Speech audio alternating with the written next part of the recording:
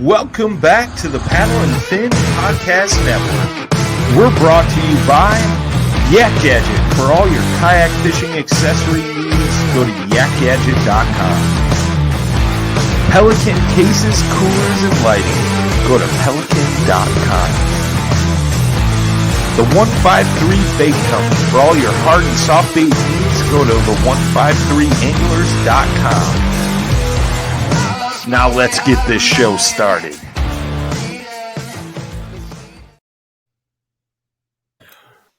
What's up? Welcome back, everybody, to Off the Water. I'm your host, JP. Today we have an awesome city to talk about. I've been waiting for the perfect guest to come on and share this experience with. Today we're going to be talking about New Orleans. We're going to be talking about Louisiana and everything that has to be offered down there. This is going to be a pretty awesome episode. My guest today is Christian Gerstner. He's from New Orleans himself. He is a bass fisherman down there, and he's going to help guide us through everything down there. I'm going to throw a little bit of my input too, because I've been down to New Orleans, and it's an awesome place. So, guys, let's welcome Christian to the podcast. What's up, man? How's it going? Going well. It's going well. Thanks for taking the time out tonight and hopping on here. Hey, I appreciate the opportunity to talk to y'all. Before we get started, we usually do a segment at the end of the podcast called One Sip. Everybody knows the rules. But we're going to do it early on today because we got a killer beer lined up, and it's pretty high in ABV. So we're looking at from Michigan, because Michigan's only pretty much Illinois, just except across the big pond. This is the KBS. This is the Cinnamon Vanilla Cocoa. It's a stout, so it's a very dark beer. We're looking at, I think, what is it, 11% alcohol? Yeah, no, 12%. So 12% alcohol. So this is going to be pretty stiff here. Let's give her a crack open. If this thing wants to catch. Use challenge coins. There we go. All right. Let's give a little shout out to our show supporters: Pelican, Yak Gadget, 153, Rocktown Adventures. Without them, man, a lot of this couldn't happen. So we thank you guys. All right. You like that pour? Beautiful. All right, so right off the bat, you could smell that. You could smell that it's boozy and strong. See how dark that is. Little KBS action right there. Got that from Founders. So Founders beer and a KBS down in there. One sip. This is gonna be a whole sip session though. Here we go.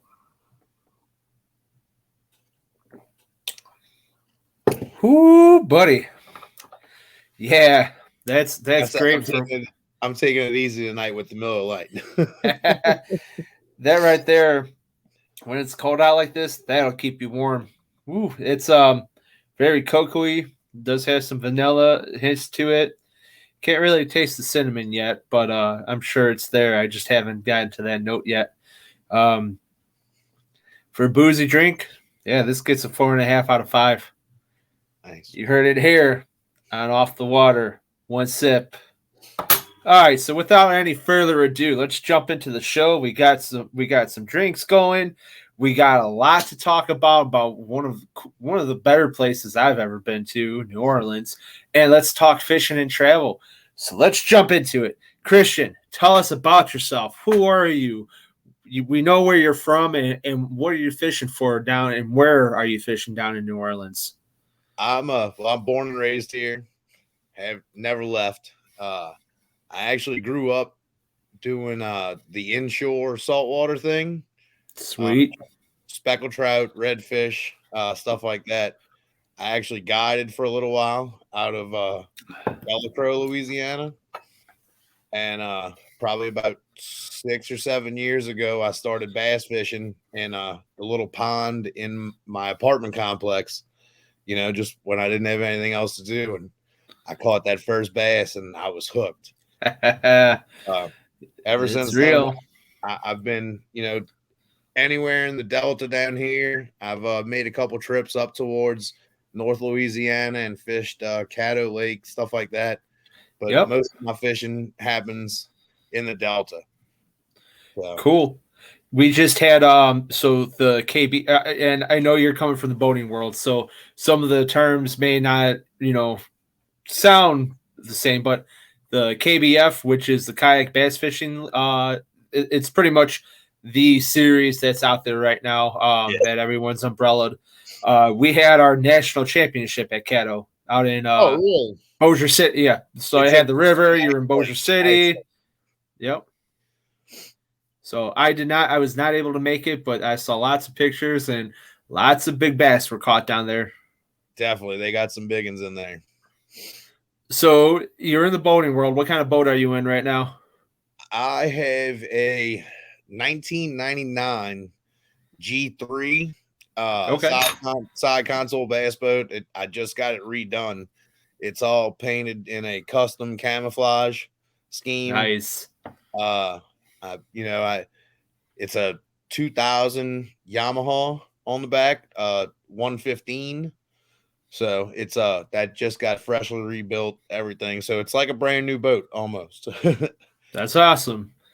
And then when you're down there, so I know you said you're fishing the Delta for the most part.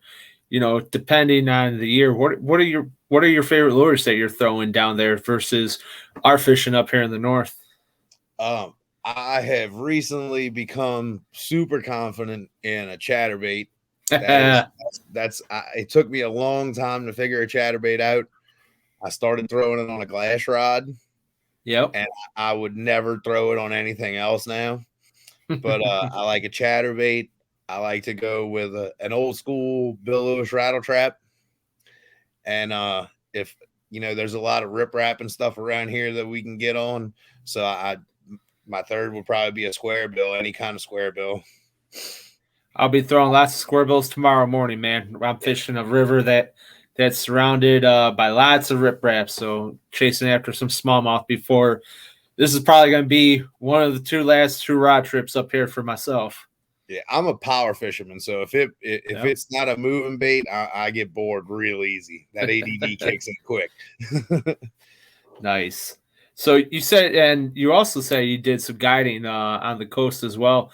So when you were fishing for redfish, speckled trout, were you pretty much using all the variety of techniques that we know of from live bait and using artificials, or did you have a special technique? I wasn't a big fan of live bait. I feel like Okay. I know a lot of people throw it. It kind of took the fun out of it for me. But I stuck with a popping cork probably 90% of the time. Okay. I'd tie a line to line with a braid to fluorocarbon leader. Mm-hmm. And then I like the old school little clip-on weighted corks to where I could pop them off and adjust my depth and stuff like that. But cool. Other than that, it's either that or just a jig head on the bottom or something like that. But those were my two go-to things. Did you have what kind of boat were you in when you were guiding down there? I had an 18-foot Kenner. I don't know. I don't think they even really make them anymore. I think Mako, the Bass Pro Shop company, kind of took them over, but it was similar to a Mako. I had a little 18-footer, so I could only run a 2-man operation. It was usually me and 2 people, but it was fun. I got married, so that kind of went out the window. Married life isn't the best for a guide. Yep. Conversation we're having in our household the last couple weeks. So I feel you on that one. I'm divorced now, so. Well, I think it's funny. I think the decision was made for me, not necessarily by my wife, but by the state of Illinois. And I don't know if you follow any of like the DNR politics throughout the country that goes on here. But here in Illinois, because we are very corrupt and crooked, the Department of Natural Resources said, hey, guess what? if you're a guide, if you're doing photography in any of our state parks or property, if you're holding a tournament with more than 20 people, we want 10%. And the insurance that you have, that's $1 million policy. Yeah, jack it up to 2 million, and it has to be with these companies. Oh, and if that ain't enough, if you have more than 20 people, you can't have food or beverage without a permit. Wow. I mean, Yep. I thought Louisiana and New Orleans was bad when it came to corruption, but dang.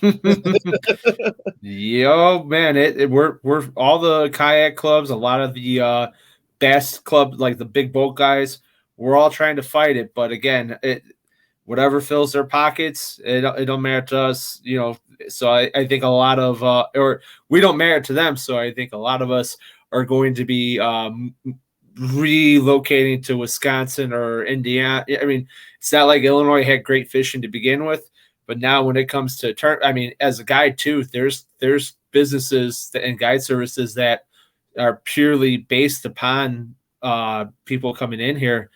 And if they can't make it, I mean, there's a place called Noonan Lake. Yeah, it's been in Bassmasters as one of the top lakes to fish. The Sportsman Inn down there. This gentleman runs a guide service 24/7 down there. You know, you're taking a huge cut of his money. You know, and is it going to necessarily kill him off? I don't know. I don't know what his financial situation is. But I do know that 10% could have been, you know, that's what he's probably using towards keeping up his his boats up to date, keeping his facilities up to date. Now you're taking that money on top of the high taxes you already have going on here. So point being was I was looking at becoming a guide for 2022, and I think that's going out the window now as this came out. Yeah. Well, we have a lovely law when it comes to fishing down here as far as private waterways, and that is one of the reasons bass the major bass tournament trails, they won't come down here anymore after, I don't even remember when the last one was, probably the late 2000s. But because of oil and gas rights and stuff like that, the landowners of certain the land around canals and stuff like that, they technically own the waterways. So we've got people putting up gates and fences and stuff all over the place. They'll shoot at you if you go. Oh, absolutely. You go down the wrong canal. You know, it's terrible. All right, it comes back to that old adage that, you know, if it's a river that, even though it might be on a lake, but if it's a river that connected it, and if the river runs through, you know, technically what the constitutional law says, you don't own the actual river, you own where the floodplain comes up to. Exactly. But a lot of people don't see it that way. I look at it the way I look at it, nobody can own tidal waters. Yeah. And I mean, 90% of our stuff down here is tidal. I mean, even if you dug a canal out yourself on your land and it connects to, you know, the ebbs and flows of the Gulf of Mexico, it's still tidal. And I'm totally against that whole situation. But me as a single person can't really, you know, do anything about it. Right on. So what other lakes are you fishing? So you said the Delta. Any other recommendations for fishing down there if someone wants to come down? I mean, anywhere from, I do a lot of fishing out of what they call Chef Pass. It's probably about 20 minutes towards the east side of New Orleans. We also have the Atchafalaya Basin, which is back up towards kind of between Baton Rouge and Lafayette. And then, you know, you can go further west towards Lake Charles, and there's a lot of good bass fishing out there. Sure. I'm actually trying to make a trip in 2022 out to what's it called? Gros Savon. I don't know if you've ever watched like Zona's Awesome Fishing Show. Yeah. With him and Greg Hackney did a couple episodes over there. It's a private lake, but it's some of the most amazing fishing you've ever seen. 5-6 pounders are very normal on a daily basis over there. So that's awesome. Cool, man. And then in terms of inshore fishing, if you're going for reds or trouts or anything like that, I know Venice is the capital, redfish capital of America. Anywhere else you want to recommend or point people in the direction? I grew up fishing Shell Beach and Delacroix, which are two hugely popular inshore spots nowadays. During the wintertime, you can catch them 5 minutes from the launch. Redfish are all over down here. If you go back up into the marsh, you can catch redfish pretty much anywhere. But during the wintertime, you can go 5 minutes from the launch in the little canals and the smaller lakes and ponds and stuff and catch trout. And then during the summer, it's mostly going out to the oil rigs and stuff that are in, the Gulf and in the bigger water. Okay. Are you guys in the wintertime? Are you guys still seeing bulls around, or have they moved out for? You can get them in the wintertime. It just depends on where you're at. They like a little bit of deeper water in the wintertime. But Okay. I caught one. I catch a ton of them bass fishing. I caught one last week. Right after that, we had that first cold front, and the bass fishing turned on real good down here. And I caught one 34 inches on a chatterbait. He probably had. Did he get? Well, I gotta remember you're not in the kayak here. I was gonna say, did he give you a little sleigh ride? Oh, trust me, even in my little 18-foot aluminum boat, I get pulled around a lot by a red. That's awesome. I can only imagine what it'd be like in a kayak. Oh yeah, it's we got what's similar to what redfish in terms of strength. We got northern pike up here. Yeah, and I've been wanting to get one of those. Smallmouth and pike are on my list. Hey, I'll put you on both. If you ever come to Chicago, hit me up. I'll put you on both. Sounds good. Both in the same fishery, but awesome. we get some good sized northern in some of the rivers up here. Yeah. As soon as they hit, man, they take off.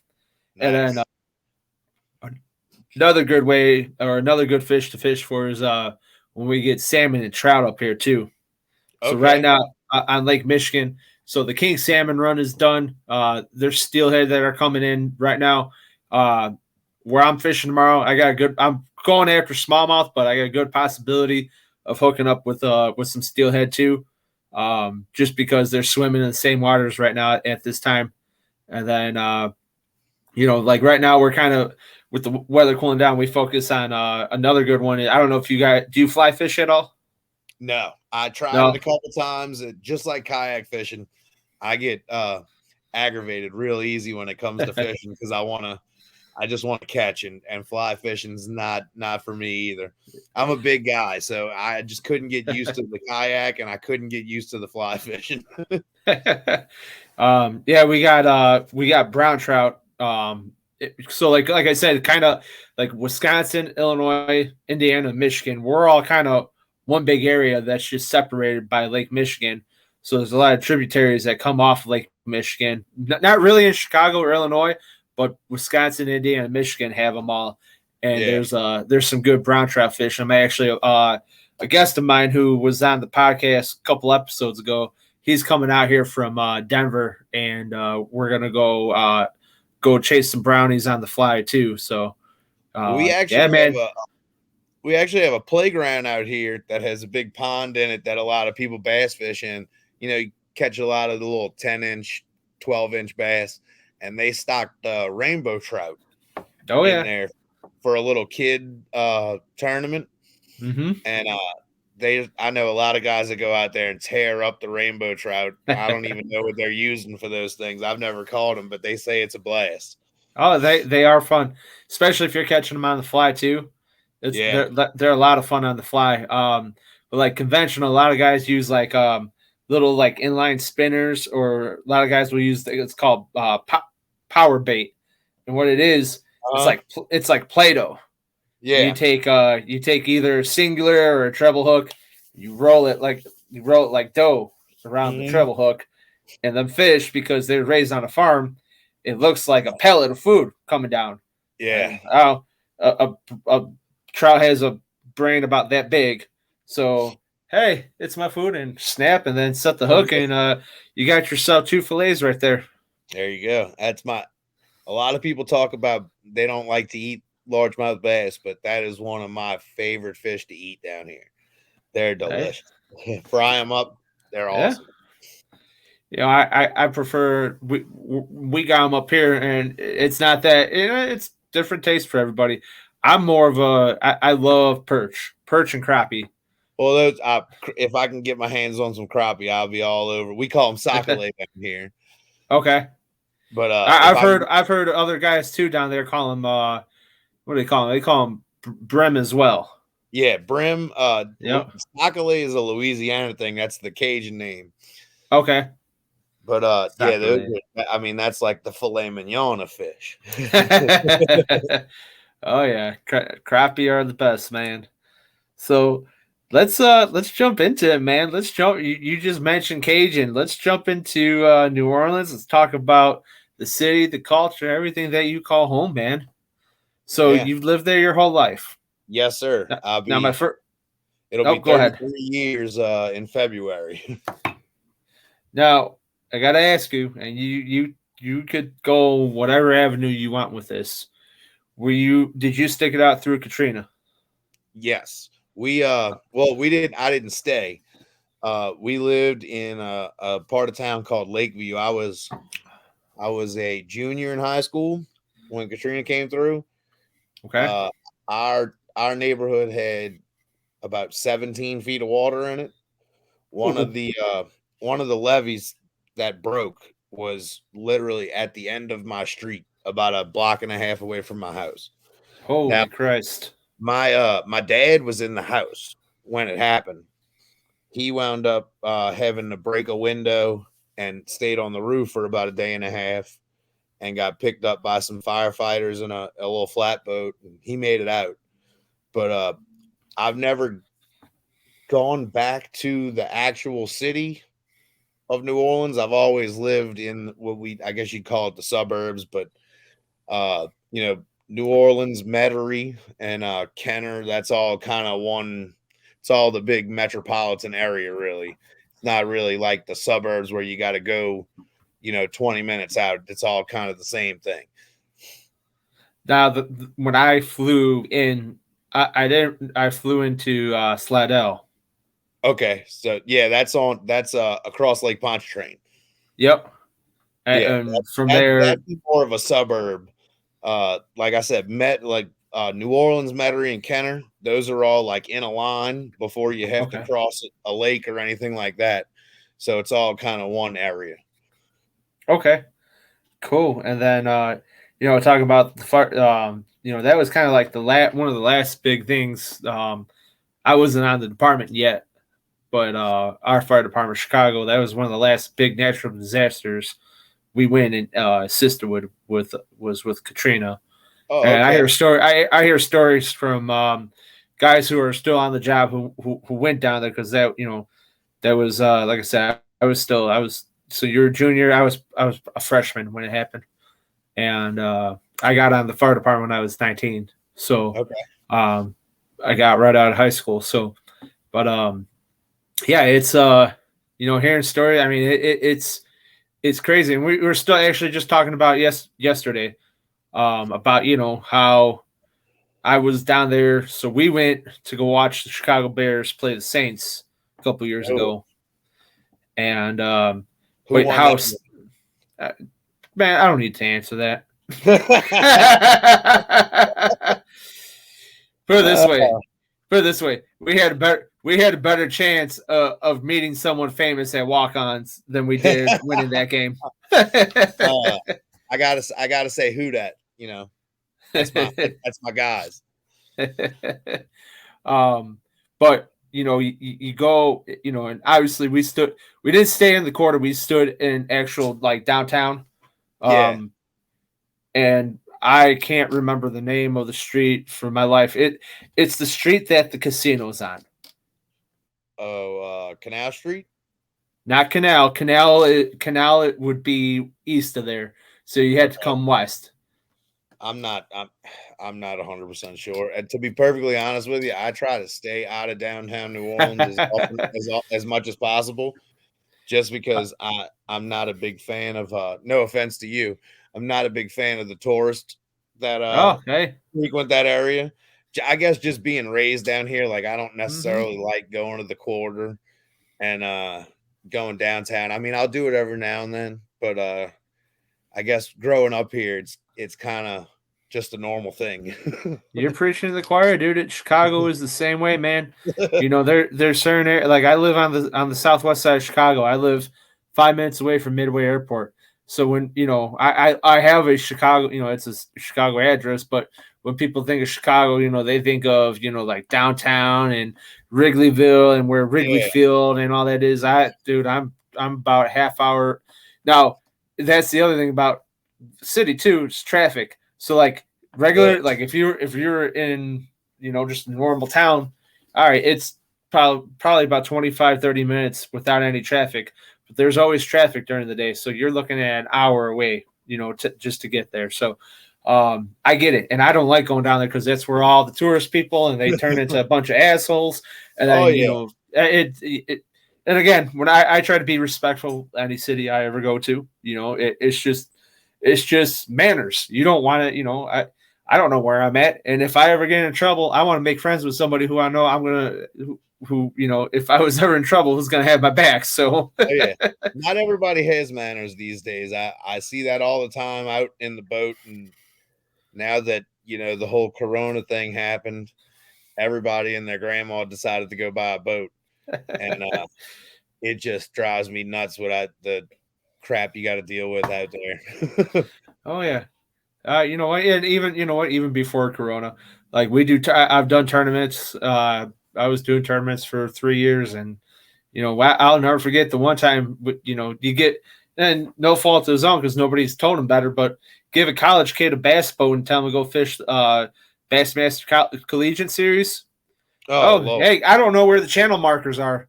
Oh man, I was 21, so I know. Yeah, I was there too. Man, I know. So, but but again, you don't know anybody, you don't know any better, but it happens. Oh yeah. But it's been going on. It's just like you said, it's been fueled more now that everybody wants something to do where, you couldn't be inside, so you'd be outside. So everyone decided to go recreational.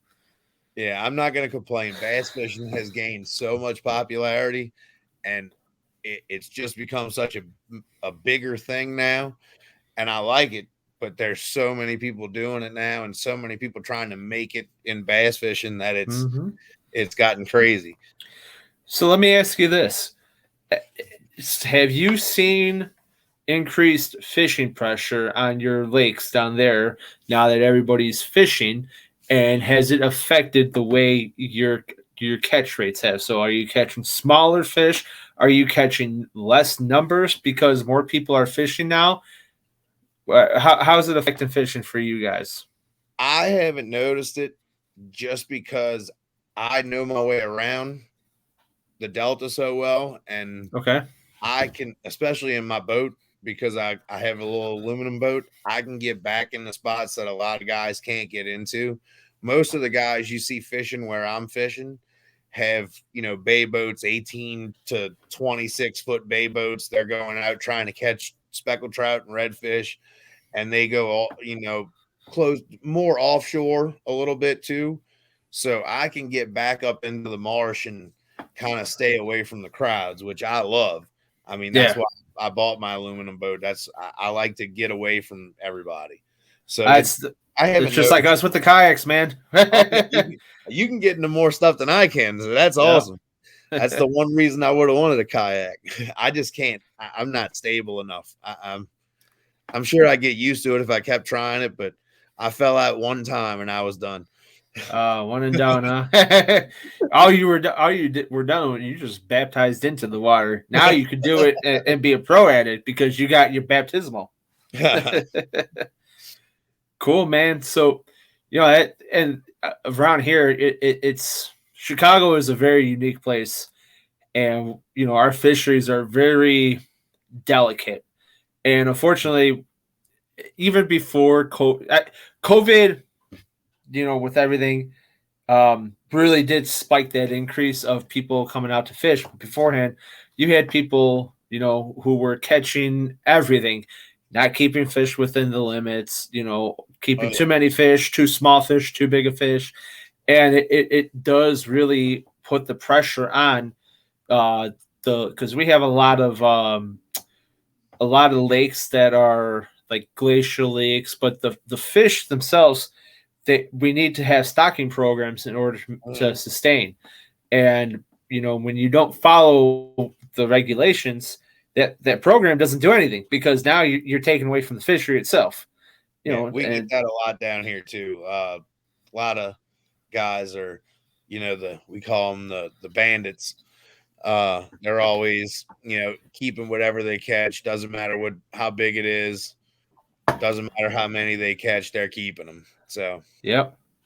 And again, where it's somewhere big and spread out like a delta, here you're talking, various sizes. We could be anywhere from 20 acres to, like our biggest lake would probably be about 500 acres. Okay. And, it's still, in relative to some of the bigger lakes, that's very small. Yeah. That's a very small area for fish. So, but I'm glad to see down there. It's not affecting you guys as much as it is up here. Yeah, because up here it has taken a toll. The fishing quality has gone down in some spots, but just like you, I know where to go though. And a lot of people just can't find them. Like I know a ton of guys that I see at the launch, every day, that are going after speckled trout, and I can go sit in a couple spots that I know and just put them in the boat, and some people just can't find them. They're school fish, so if you can find one or two, there's more there, and some guys just can't find them. Well, we kind of veered a little bit off topic, but let's get back into it, man. So, all right, so New Orleans and Cajun culture. So, in the spirit of Cajun culture, do you have any Cajun or Creole stories you want to tell before we get into this about New Orleans or Louisiana itself, to kind of veer our listeners and give them the intimate mood setting? I will say, if you venture west of New Orleans out towards like the river parishes and the bayou parishes, be prepared to not understand anything that people are saying, because I've lived here my whole life and I still don't understand them. We call them coon asses, and they got that. They'll mix in French when they're talking and all kind of stuff like that. So it's a little difficult. So just be prepared if you come down here and go towards the the western part of Louisiana. Well, mostly the central Louisiana and the south. Lafayette and that whole area. Yeah, you'll run into a lot of people you can't understand what they're saying. And it's funny, you're talking about Canal Street, and they're and it's not funny for the circumstance they're in. There are homeless people who are of Cajun descent, and it's hard enough to understand some homeless people sometimes. But when they're trying to speak Cajun or Creole to you, you're like, are you just crazy? Or are you? What? You're different than our Chicago homeless people. It's horrible now. And anywhere you go in the city, under all the bridges and the overpasses, it's packed. Oh, dude, they call us Tent City here in Chicago. That's how we are now. Yep. Anywhere that there's an underpass, or anywhere that there's an open field or a greenery area in Chicago, it's just tents, and it's a horrible situation, man. Yeah, I mean, I feel horrible for them. It's just crazy when you hate to have that happen to anybody. Mm-hmm. And but it's also hurting the city, when people come from out of town and you go downtown New Orleans and that's the first thing you see. You know, it makes a lot of people not want to come back. Well, there's other things that don't make you want to come back, like when you turn the heat on for the first time in the airport and it smells like a urinal. Yeah. Well, that's all of Bourbon Street too. Oh man, you ain't kidding. You know, I walking around the French Quarter, walking around Bourbon Street, I've never seen so much trash in the street in my life. I will say that's gotten a little bit better. There's a new garbage company down there, and they keep it somewhat clean as much as they can. But when everybody's walking down the street throwing beer cans and beer bottles all over the ground, it's hard to keep up with it. Absolutely. Well, you're down, so you're in New Orleans. Let's talk about some of the restaurants, man. Why don't you give me your top 3 restaurant picks for New Orleans? I'm gonna have to go. I kind of picked some categories. All right. If you're looking for good seafood, there is it's actually not even in New Orleans. It's kind of a hole in the wall place that a lot of people don't know about. It's called R&O's. R&O's. Yes, it's like the letter R and O. Yep. And it's actually in Metairie, in a little area called Bucktown, which was a big fishing community back in the day. They have some of the best seafood you can get down here. Excellent po' boys. So, I mean, just like I said, kind of a hole in the wall place. It's kind of small, and when you go in, it's really crowded. But definitely recommend that you go try that out. Okay. Another seafood place that everybody seems to like, which is downtown, kind of in the quarter, is Deanie's. Okay. Yeah, that's always been a popular one. And if you're into Italian food, there is again, this is another Metairie place, so right outside of New Orleans. It's called Nephew's Restaurante. Okay. And it's owned by a guy who used to own another restaurant in New Orleans, and it's some of the best Italian food you could have. If anybody ever goes there, tell them you want the feed me, and they will bring you 6 or 7 courses of small plates, and it's amazing. Wow. Feed me, huh? Yeah, the feed me. Nice. All right. Well, from what I remember, and I'm looking at my list of things here, one of the best places I had at Po' Boy was from Mother's. Yes, everybody knows Mother's. Yep. They got good sandwiches. Mother's was awesome. I don't know, like we got a lot of a lot of people who do Cajun cooking up here, and you could not beat it. It was bar none. It was awesome. It was very, very good. Do y'all do crawfish up there?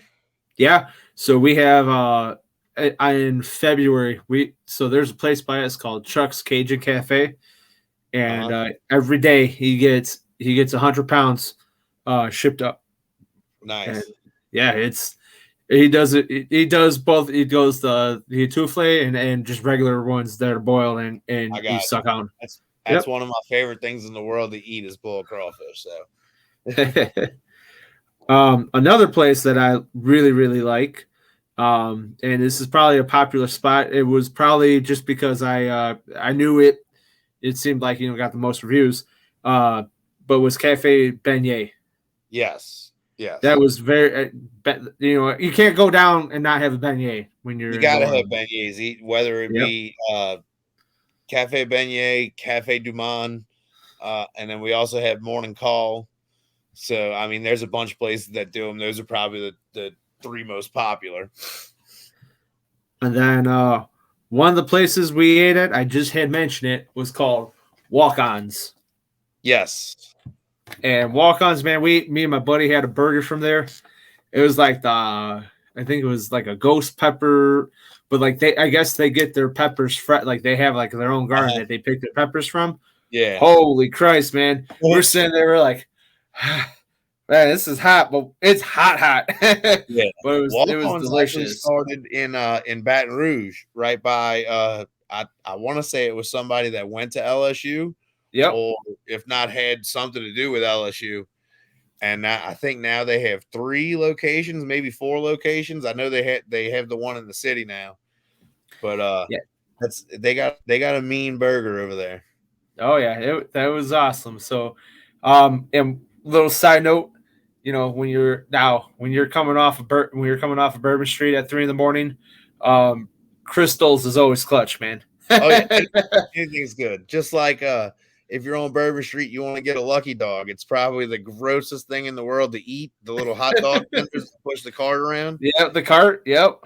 But they taste delicious when you're shit faced. At Oh man. 4 o'clock in the morning.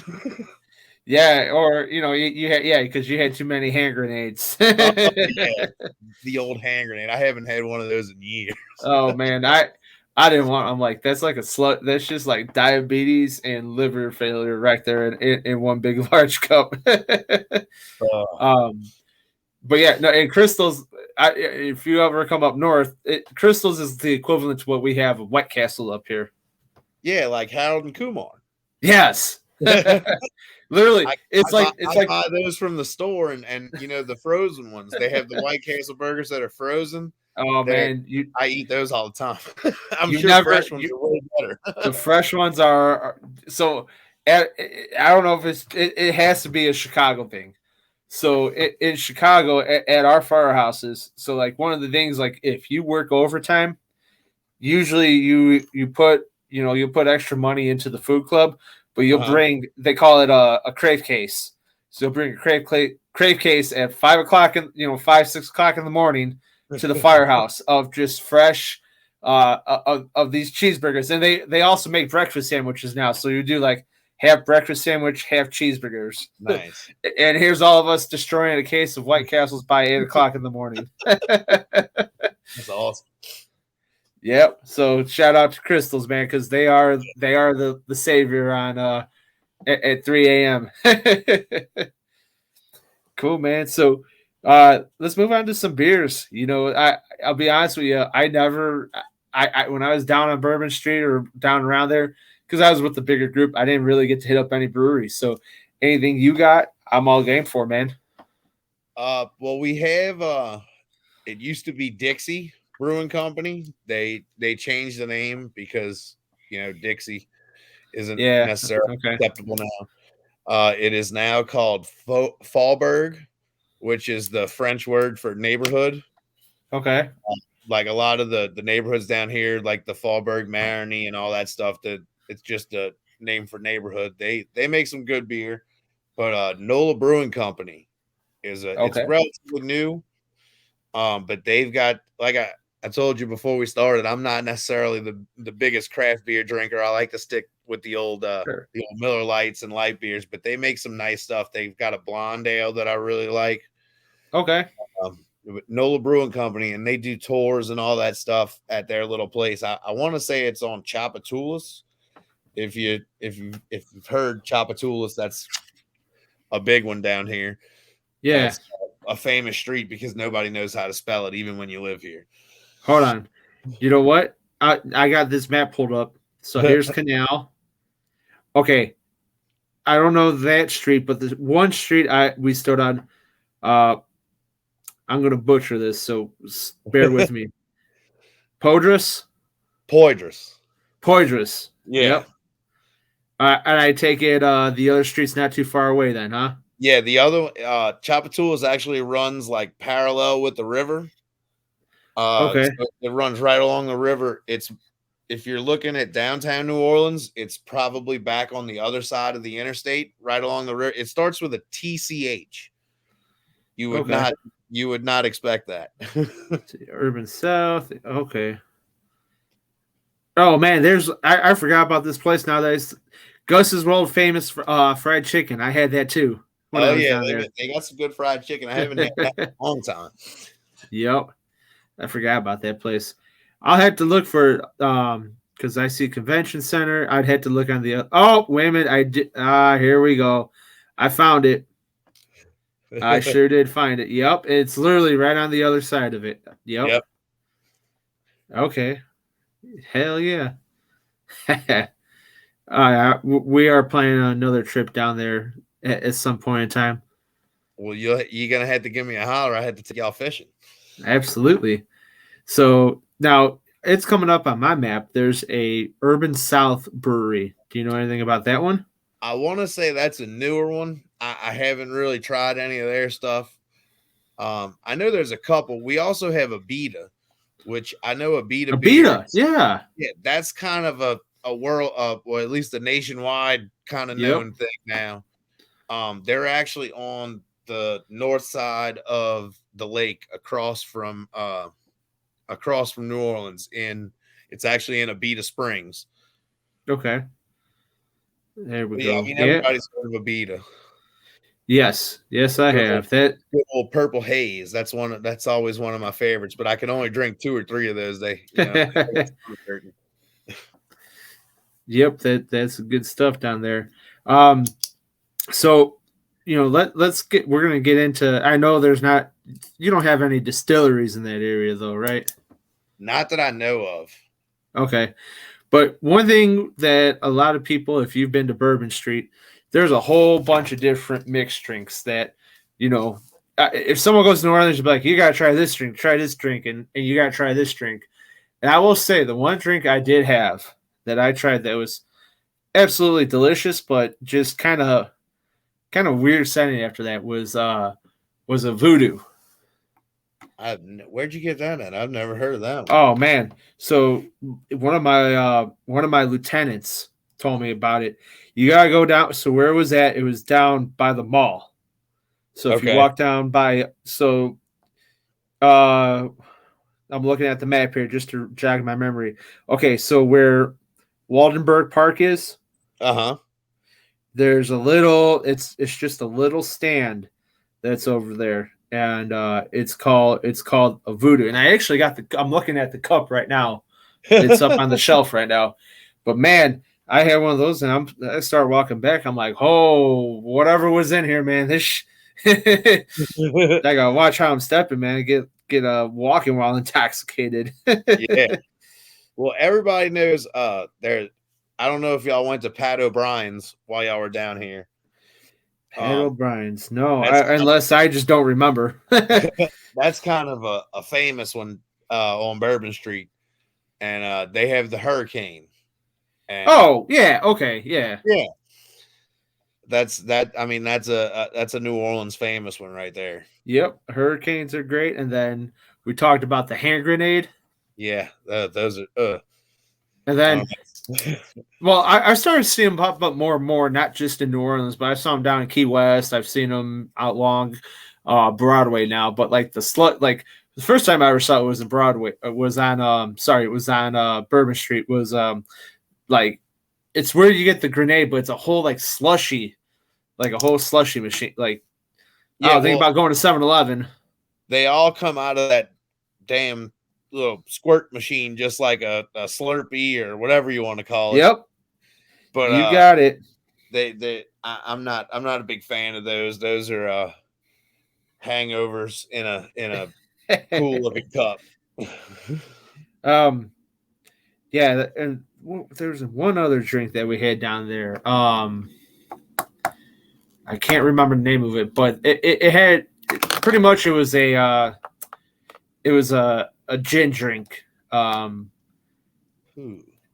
I forgot what it was called, but I'll tell you what though, that night on Bourbon Street we were all sorts of fucked up. So sorry if my memory doesn't jog me that well. At least I've had quite a few of those nights down Bourbon Street.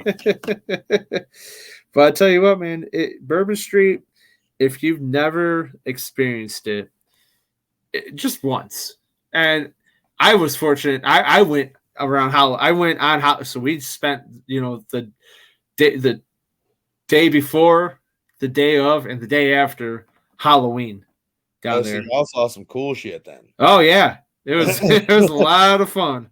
The only better time to go than probably Halloween, or if it's during a Saints game, is Mardi Gras. And I personally don't go down there during Mardi Gras because I don't like that many people. So I'm not a big fan of the crowds. But Mardi Gras Day on Bourbon Street is like just a sea of people. Oh yeah, that's too many people for me. Oh, you see, we're in the same boat there. Yep. There was just enough. There's enough people where I was like, okay, you know, for Halloween it wasn't where I couldn't, like, if something were to go down, I could still run and make my way through. Oh yeah. But you know, Mardi Gras, I've seen pictures of Mardi Gras where Yeah, your ass moving around. Yeah, you're sardines in the street. Oh yeah. So, cool, man. So so you know, obviously Bourbon Street's a huge attraction. So there's a lot of musical history to New Orleans. Is there any recommendations you'd like to give out for like historical markers or places to check out that people should see and visit that strays away from like Bourbon Street and the norm? Well, Preservation Hall that's still kind of in the quarter. But Tipitina's, it's a bar kind of uptown. You would call it uptown, I guess. Okay. It's just a music venue bar, and there's always good acts playing at Tipitina's. Okay. You got that.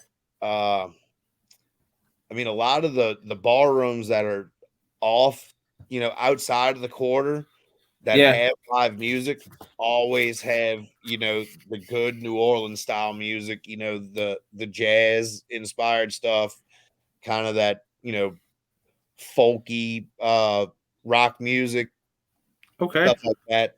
Stuff that I'm into. I'm in the New Orleans music scene, so sure. You know what? I'm trying to pull up. There was an area we went to, and I can't think of it for the life of me right now. And I'm gonna find it right now because it was one street, and it had like 3 different music bars on it. It was just outside the French Quarter.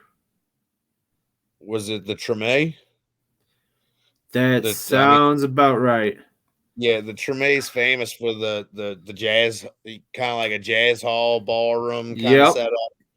I mean, you'll get guys like Trombone Shorty, who's wildly famous now. Yeah. He'll play random little pop-up shows and stuff in some of those bars, and like nobody will know what's going on, and all of a sudden somebody famous will just walk in and start playing on the stage. Yep, that's exactly it. Yep. Yep, there it is. Yes, sir. I knew what you were talking about as soon as you said it. Yep. That's I mean it was cool. And like I said, you're kind of out of the French Quarter, but you're in an area where it's just it's culturally enriched. It's it's awesome over there. There's a lot of even when you're not in the quarter, you can go to a lot of the smaller neighborhoods and it still has that New Orleans feel, like you could tell you're in New Orleans. And that's what I love about the city. Pretty much anywhere you go, you could tell it's a place like, that's not like a lot of other places. Absolutely. Do you have any other recommendations or places to check out while we're down there? Or if somebody was traveling down there, what you want to do? Put on your list? Now I know we were talking travel, but to bring up fishing again, we have New Orleans City Park, which is one of the largest public parks in the country, I believe. And if you go in there, there's something crazy like 4,000 square feet or feet of like shoreline that runs along the little bayous and stuff. And the Louisiana Wildlife and Fisheries, they stock it every couple of years with Florida strain bass. Oh, and that's where I cut my teeth bass fishing. Like that's where I learned how to fish. And a friend of mine actually has the record for the largest fish caught out of there, and it was just over 9 pounds.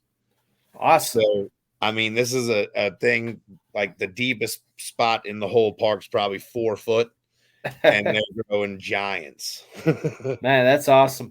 And if I'm not mistaken, around Halloween, because I remember when I was down there, they have a huge music festival in that park too, right? Voodoo. Yep. Yeah, and there's always big names playing voodoo too. So like Foo Fighters usually play. Foo Fighters was the first one that I remember. Yeah. Yep. I actually saw Lil Wayne at at Voodoo probably 10 years ago. Okay. Yeah. I haven't been to Hometown Voodoo boy. in a while. Again, that's a little bit too many people for me. Oh yeah. I feel you on that. Well, man, we're wrapping up to that hour marker here. Oh yeah. Has it been that long? Damn. Yeah. So, the last couple minutes, man, I want to give it to you. I want to tell you, number one, thank you for coming on the show and sharing your hometown with us and giving your recommendations and, sharing the fishing experience. It's awesome. And, it doesn't go unnoticed. There's people who listen to this who do pick up advice. I get messages back and forth. Hey, listen to your show. I followed what, person said and did this. So thank you for taking the time to do that. Is there anybody who you want to give thanks to? Any kind of sponsors, important people in life? If your fiance is listening to this, you want to tell her how much you love her. Floor's yours. Well, first off, thanks to my fiance and my two kids. They're, everything. They put up with my shit all the time and let me do my fishing thing. And she comes fishing with me all the time as well. So, and then I just got my two big sponsors, or I say big sponsors, my two sponsors, the Hookset Hoodlums. Mm-hmm. My guys, they're from up north, but I'm repping them down here. And then Stretching Lines Baits. Yep. That's my teammate. Did I say that out loud? Hold on. I'm not supposed to announce that yet. That's coming up soon. Yeah. big things coming from both of those guys. Yeah. But yeah, I appreciate the opportunity to get on here and let y'all know about the fishing and the culture down here, and hopefully, some people come down here and check it out. New Orleans is a great place to visit, man. It sure is, man, and I'm looking for to get back down there soon. So definitely take some of that. Maybe I just won't even go. I'll just stay to the park and catch a 9-pounder. Hey, bro, like I said, that's where I cut my teeth. That's where I learned how to bass fish. So let me know. I'll take you out there. We'll try and get on a big one.